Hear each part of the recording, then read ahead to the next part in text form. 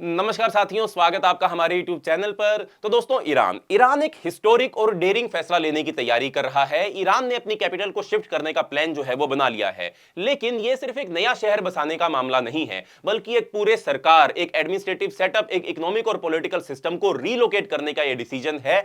आखिर तेहरान को छोड़कर एक नए शहर की जरूरत क्यों पड़ गई?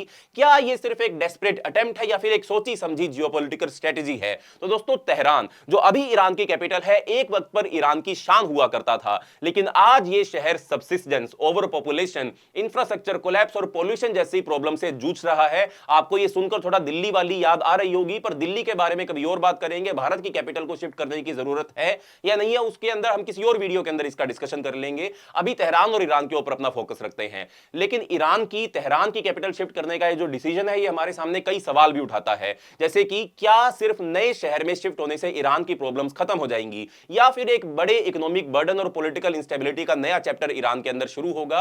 इस वीडियो में हम देखेंगे, हम समझने की कोशिश करेंगे ईरान के कैपिटल शिफ्ट का असली कारण क्या है। मकरान कोस्ट जो ईरान की नई कैपिटल हो सकती है, वो एक नए पावर सेंटर के रूप में क्या पोटेंशियल रखता है। ईरान की इकोनॉमी, ईरान की जियोपॉलिटिक्स और सिक्योरिटी पर इसका क्या इंपैक्ट पड़ेगा। और सबसे बड़ा सवाल, क्या यह शिफ्ट रियलिटी बन पाएगा या सिर्फ एक पॉलिटिकल फैंटेसी ही बनकर रह जाएगा। चलिए इस पूरी कहानी को समझने की कोशिश करते हैं एंड इन सब सवालों का जवाब भी ढूंढते हैं।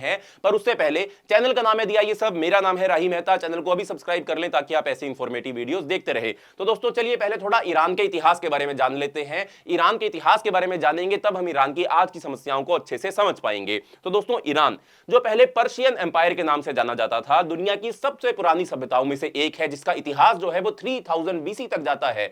जब ईरान के अंदर सिविलाइजेशन का, आप कह सकते हो कि ओरिजिनेशन हुआ, तब भारत के अंदर इंडस वैली सिविलाइजेशन भी थी।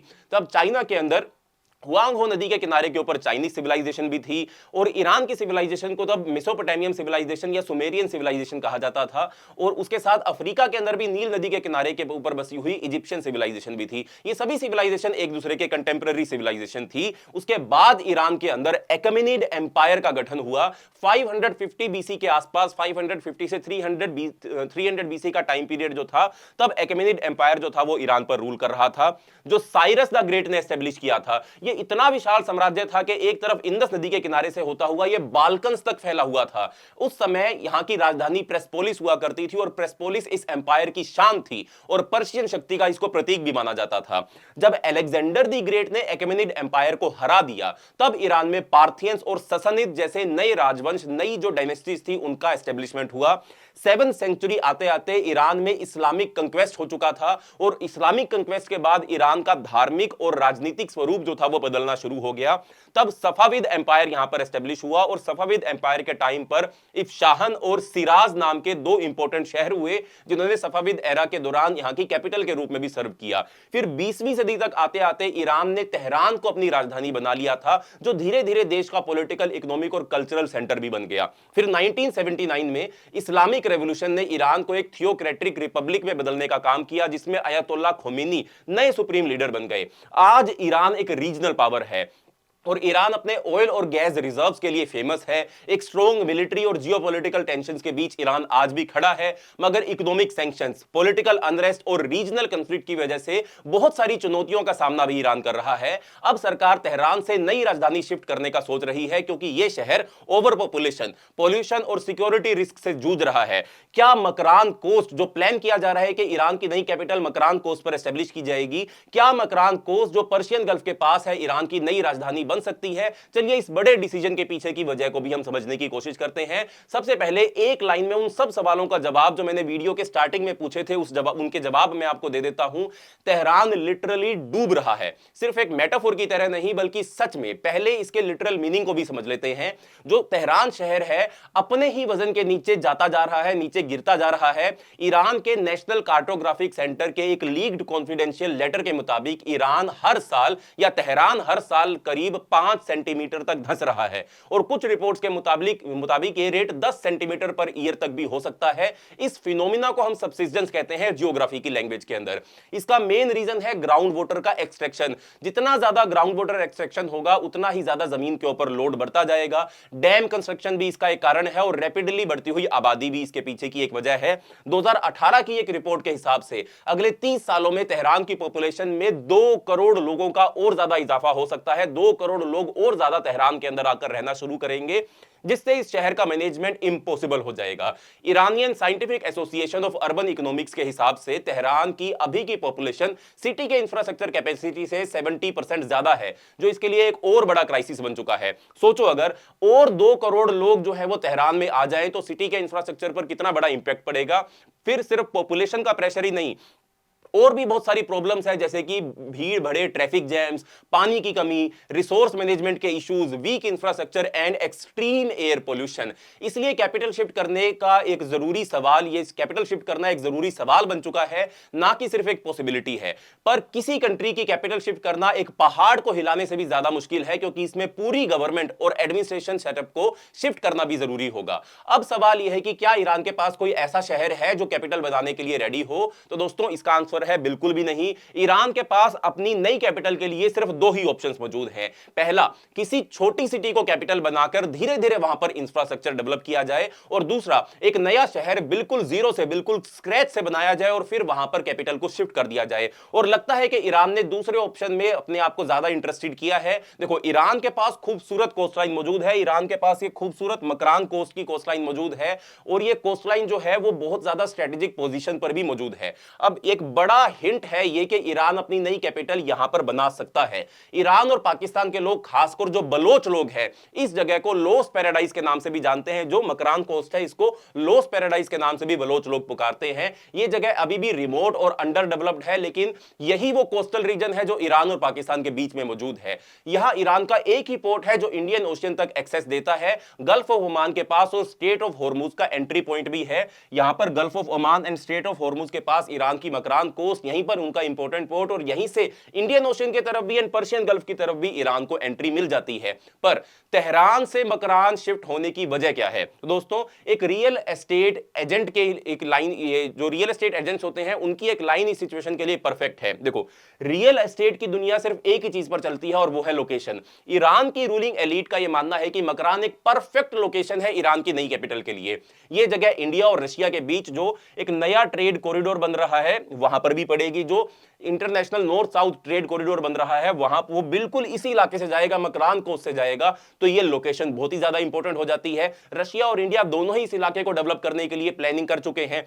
ये जगह इंडिया और रशिया के बीच बड़े ट्रेड कॉरिडोर का हिस्सा है भी, और साथ में स्ट्रेट ऑफ हॉर्मुज का एंट्री पॉइंट भी है। इसके बिल्कुल पास ही ईरान का छाबार पोर्ट जो है वो भी डेवलप हो रहा है। अगर आप देखो तो यहां पर आपका ये पर्शियन गल्फ, ये आपका ग्वादर पोर्ट जो चाइना पाकिस्तान के अंदर बना रहा है, और यहां पर आपका छाबार पोर्ट है, और ये सारी कोस्ट को मकरान कोस्ट के नाम से जानते हैं।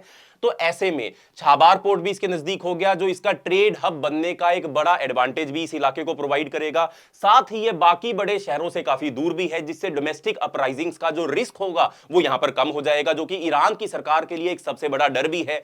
इसलिए ईरान के रिलीजियस लीडर्स के लिए ये डिस्टेंस एक फायदा है, लेकिन ये काम ईरान के लिए एक बहुत बड़ा चैलेंज भी होगा। इस मैसिव प्रोजेक्ट को कंप्लीट करने में ईरान को tens of billions of dollars का खर्चा जो है वो करना पड़ेगा, और इसमें 25 साल तक का समय लग सकता है। ऑफिशियल एस्टिमेट्स के मुताबिक जो कॉस्ट है वो लगभग $10 बिलियन होगी, पर अगर अर्बन प्लानिंग, लैंड एक्विजिशन और इंफ्रास्ट्रक्चर कॉस्ट को इसमें इंक्लूड कर दें तो ये कॉस्ट लगभग $50 बिलियन तक पहुंच सकती है, या उससे ज्यादा भी हो सकती है। बट ईरान कैपिटल शिफ्ट कर ही क्यों रहा है? इसका आंसर मैंने पहले आपको दे दिया, पर चलो थोड़े और मुद्दों के ऊपर भी बात कर लेते हैं। एक बड़ी वजह ईरान में इस कैपिटल शिफ्ट की है तेहरान का बर्डन कम करना और कंट्री के दूसरे प्रोविंसेस में इकोनॉमिक डेवलपमेंट को बढ़ाना। मकरान शिफ्ट से कमर्शियल बेनिफिट्स भी ईरान को मिलेंगे। नई कैपिटल पर्शियन गल्फ के पास होगी, जो बेटर प्रोडक्ट प्रोसेसिंग और लॉजिस्टिक्स का मौका देगी। फिलहाल जितने भी रॉ मटेरियल समुद्र के रास्ते से इंपोर्ट ईरान के अंदर किए जाते हैं उन्हें तेहरान भेजा जाता है, वहां पर मैन्युफैक्चरिंग उनकी की जाती है, वैल्यू एडिशन उनकी की जाती है, और फिर वापस उन प्रोडक्ट्स को कोस्ट पर भेजा जाता है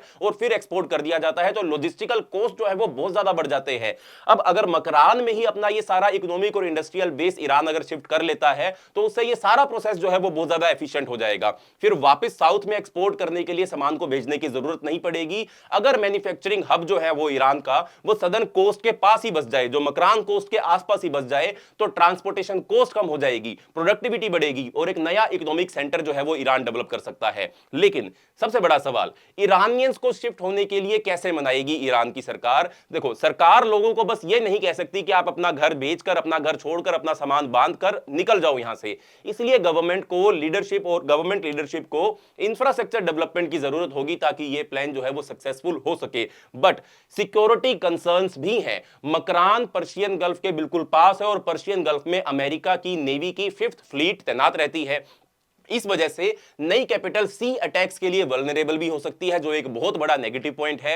पर यह पहली बार नहीं हो रहा है कि कैपिटल शिफ्ट का आइडिया पहले भी डिस्कस ना किया गया हो। पहले भी ईरान की जो सरकार है उसने कैपिटल शिफ्ट के आइडिया को डिस्कस किया है। पहली बार 1979 में इस्लामिक रेवोल्यूशन से पहले यह आइडिया आया था, जब ईरान के प्रेसिडेंट कोई और व्यक्ति थे, तब अलग अलग टाइम पर इन चीजों को डिस्कस किया गया था। बट अलग अलग रीजंस की चलते इस प्लान को आगे एग्जीक्यूट नहीं किया गया था।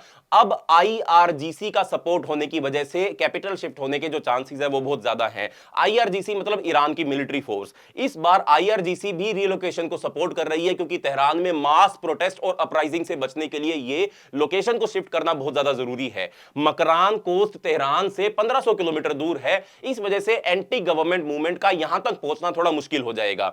इसके साथ साथ देखो, ईरान की इकोनॉमी अभी बड़ी परेशानियों से भी गुजर रही है। अमेरिका ने सैंक्शंस लगाए हुए हैं, ऑयल एक्सपोर्ट्स पर रिस्ट्रिक्शंस हैं और ईरान में हाइपर इन्फ्लेशन में भी इस देश को मजबूर कर दिया है कि वो नए नए विकल्प ढूंढना शुरू कर दे। तेहरान ऑलरेडी ओवर पॉपुलेटेड और रिसोर्स स्ट्रेस्ड हो चुका है और नए कैपिटल का बनाने का एक रिस्की और महंगा प्रोजेक्ट ईरान जो है वो सर्च करने की कोशिश कर रहा है। ईरान की करेंसी, जिसको रियाल बोला जाता है, वो गिरती जा रही है और देश में लोगों की परचेजिंग पावर बहुत कम हो चुकी है। नए कैपिटल बनाने के लिए जो पैसा चाहिए, जो tens of billions of dollar चाहिए, उसकी जरूरत पड़ेगी। लेकिन यह पैसा कहां से आएगा? क्या ईरान चाइना और रशिया से लोन लेगा या फिर डोमेस्टिक टैक्सेस को बढ़ाएगा और वहीं से फंड रेज करेगा? ऐसे इकोनॉमिक चैलेंजेस के बीच नई राजधानी बनाना एक रिस्की गैम्बल भी हो सकता है। बट ईरान का मकरान कोस्ट सिर्फ एक नए शहर का लोकेशन नहीं है, बल्कि एक जियोपॉलिटिकल स्ट्रेटजी का भी हिस्सा है। इंडियन ओशियन में ईरान की नेवल प्रेजेंस इससे बढ़ जाएगी, जो छाबर पोर्ट के नजदीक है। चाइना के बेल्ट एंड रोड इनिशिएटिव से जुड़ा रहने का मौका भी ईरान को मिल सकता है, जिससे ईरान को इकोनॉमिक बेनिफिट्स भी हो सकते हैं। पाकिस्तान का ग्वादर पोर्ट, जो China Pakistan economic corridor project का पार्ट है, बिल्कुल इसके पास ही मौजूद है।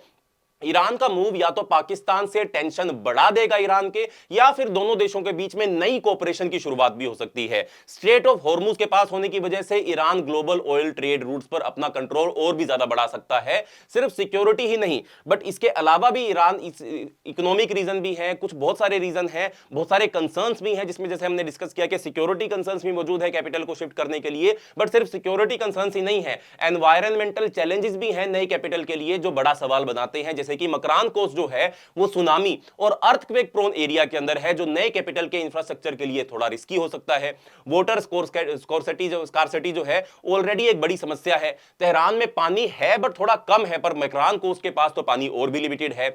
बहुत ज्यादा गर्मी, सूखा और एक्सट्रीम क्लाइमेट अर्बनाइजेशन के लिए चैलेंज भी हो सकता है।